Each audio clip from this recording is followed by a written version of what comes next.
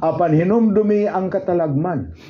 Dili manggod ang kamatuoran god, dili na siya mahimong, the truth remains to be truth even if it is not accepted by people. It will remain to be truth. Bisag minority ra ang mga tao mutuo, ang truth gina siya.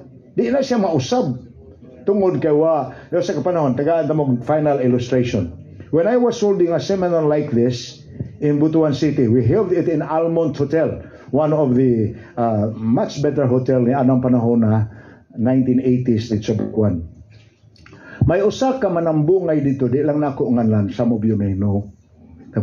He was head of the rural city health. He was a chain smoker. Panabako yun. Pero grabe kaigir yun niya mutambong sa meeting. Kada gabi mag-una kay naibaw mo siya nga ang mga lingkuranan ilugunon bitaw. So as soon after he exits from the office to agina siya. Usa ka panahon ni ana nagmalandong ko nga ang akong i-present nga topic I entitled it Popularity versus Truth. Muna akong title. It's actually a doctrine presenting the change of Sabbath to Sunday. So I entitled it Popularity versus Truth. Unya naghuna-huna ko mogamit kog illustration that will be very common and easy to understand on the part of the people. Pero kaya kong pastilon o gamiton ko ning illustration, masakitan uroy ning akong amigo nga head sa rural health. Doctor man siya.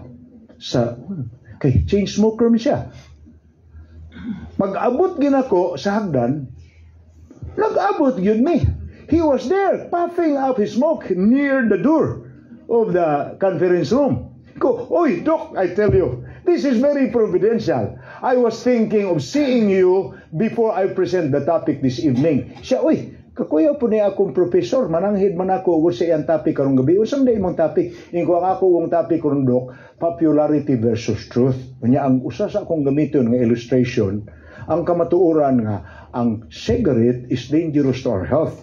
But it is very popular that people would die for it even if the truth is it destroys health. Katawa siya nga, okay ko, gamitan ng illustration pero kining tagay kong chance, pasulti ako. Uy, mananghin man. Sukot siya nga gamiton ako ang illustration. Apan musulti po ko na siya. So, I proceeded with the topic and you know what the topic really means. It means the truth is the 7th day is the Sabbath.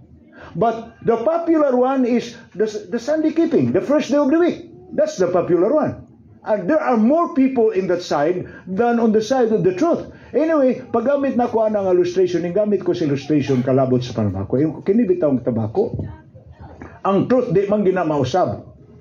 Ang tabako, makadaot ginaslawas. Pero, sawa pa nila ako gigamit ng illustration, ako nang gisanghiran si Doc. Pag iyon ako si Doc, lingi ang iyang mga classmate. Ingon po si Doc. Ay siya.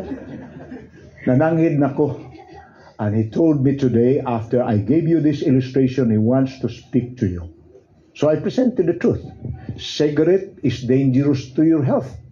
But it is so popular that people who die for their loyalty to smoke. Kaya ang cigarette, naamaguna siya kind of loyalty nga matod pa nila till death do us part. Magbuwag lang ta kung patay na ko. Kaya ang tao mohunong malagpanabako kung matay na siya. Ligi na po mga tao ka doktor. Anyway, now I'm giving chance to doctor to explain more on this. Tindog siya dito. Ingon siya. Abi ninyo, mga fellow seminarians, kini pag-ingon ako kang pastor nga mosulti ko pag-confess man is inyong atubangan. Kapakaulaw magiko kay ako'y nag-lead sa City Health diri, to ako'y nag-violate sa among ipanudlo sa mga tao. Nga ngayon mga tao, kay ako lamon sultihan sa inungdan. 13 years old pa ko. Sugod na kog panabako. Ni-attempt na ko kaduha nga akong hunungon. Dili man ako matabang, duha ra ka semana labing taas. Hindi gyud gihapon ko, balik gihapon ko. Pero ako na monsultihan, tinuod na gingon ni pastor. Popular ang sigarilyo. Pero ang kamatuoran di na mausab. Makadaot na sa lawas. Busa, naingon ko tagay kog chance nga makasulti pastor sa akong classmates. So muhangyo ko ninyo. Anong tigsulti ko ninyo? Muhangyo ko ninyo. Nahibaw kong makadaot ang tabako. Muna'y kamatuoran. Tabangi taong ko ninyo. Ampuy po ko ninyo. Nga kung mahimo, kining ako. Kuha dahil niya yung pakiti diri. Kung mahimo, kini, katapusan na niya. Mahimo, o di nagani ni mahurot. Ihulog niya sa yuta. Paghulog niya sa yuta, iyang sa log sa hotel. Karpite di mo nini, gitamakan niya. Pwede ba, tabangi ko ninyo ampo. Nga, dili na ko mubalik sa ako. Di na ni mubalik sa akong simod. Kaya ang kamaturan makadaot ni sama sa 7th day nga truth gila siya, bisag dili siya popular. Pakpak ang mga tao. Pakpak ang mga tao. Lilipay niya, duko dahil siya niya. Abi ninyo, 6 months later when I visited him again, he looked a little healthier, much healthier than he was. Iya na kong gihangop, Pastor, salamat yun nga imo kong chance. Daghan tingalay nagampo para nako ni succeed naman ko, Pastor. Lipay kay kong asawa ron. Wala naman ko manabako. Mga igsoon, ako mong sutihan. There are things that remains to be true even if they are not popular. And one of those is the Sabbath. One of those is the baptism. One of those is the use of scriptures as the source and basis of what to believe. It may not be popular, but truth remains to be truth even if it is not popular. Tonight, gusto na ko nga mukanta na punta. Ato na pong kantahon ni human ining mga persecution sa mga tao, early Christians na nibarog sa kamatuoran. Apan ato lang yung dumi ng pulong sa 1 Corinthians 6 verse 2. Nagingon siya, sa panahon nga kay kahimutan, ikaw akong gipatalinghugan. Sa adlaw sa kaluwasan, ikaw akong gitabangan. Karon, verse 2. Mao ang adlaw nga gikahimutan, karon mao ang adlaw sa kaluwasan. Brothers and sisters, let me tell you, truth triumphs here in Lapu-Lapu City.